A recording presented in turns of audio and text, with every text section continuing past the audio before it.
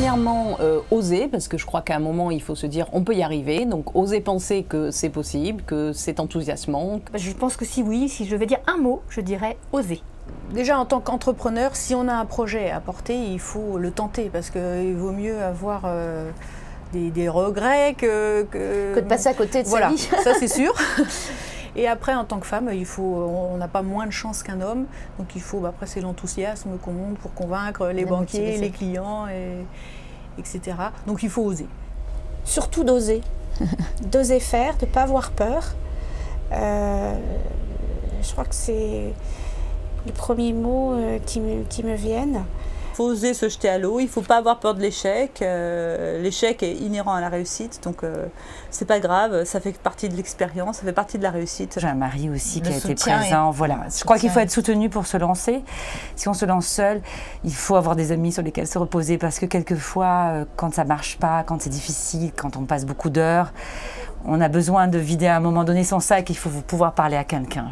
Alors il y a la prise de risque, c'est vrai, il y a aussi l'entourage en fait. C'est vrai qu'aujourd'hui, la plus grosse difficulté à mon avis à dépasser, c'est la culpabilité pour les femmes, parce que au moins quand on est dans des tranches d'âge de 30, 40 ans, a priori on est maman, ou on va le devenir, on vient de se marier. Alors moi qui espérais... donc c'est compliqué parce qu'on nous fait que ça avait culpabiliser. changé, parce qu'il y a 30 ans, 35 ans, quand on a créé notre entreprise, on m'a tellement culpabilisée, j'imaginais qu'on avait progressé, mais il semblerait que ce ne soit pas le cas. Je crois que vous avez 4 enfants, vous avez le 5e en route, oui, donc j'attends le 5e. Et comment vous arrivez justement à assumer tout ça? Alors d'abord une aide de mon conjoint, évidemment on est très complémentaires, et puis il faut surtout accepter que tout soit pas parfait. On n'a pas besoin d'être bon à 100% pour démarrer quelque chose, il faut avoir 80% des choses pour démarrer, pour faire. Et les femmes, effectivement, elles ont tendance à mettre absolument tous les atouts de leur côté avant de démarrer. Je crois qu'il faut rester tel que l'on est, avec ses défauts, avec ses qualités.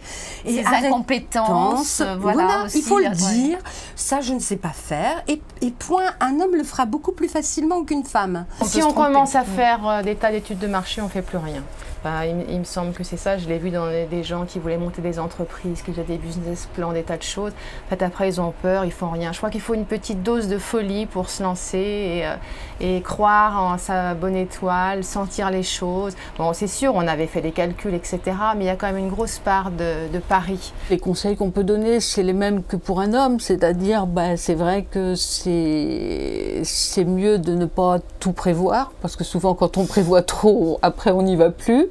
Il y a toujours une part... Il faut prévoir suffisamment. Il ne faut pas être inconscient, bien sûr. Trop, il faut prendre des risques, mais les mesurer. Voilà. Tout est question d'équilibre. Voilà, tout à fait. Je crois qu'il faut avoir la niaque déjà, il faut avoir l'envie, et il faut être sûr de ses convictions et en même temps être extrêmement perméable aux conseils.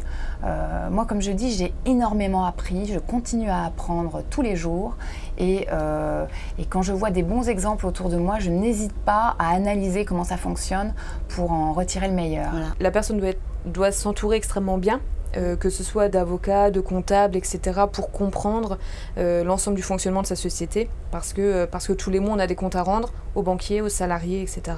Donc de s'entourer énormément,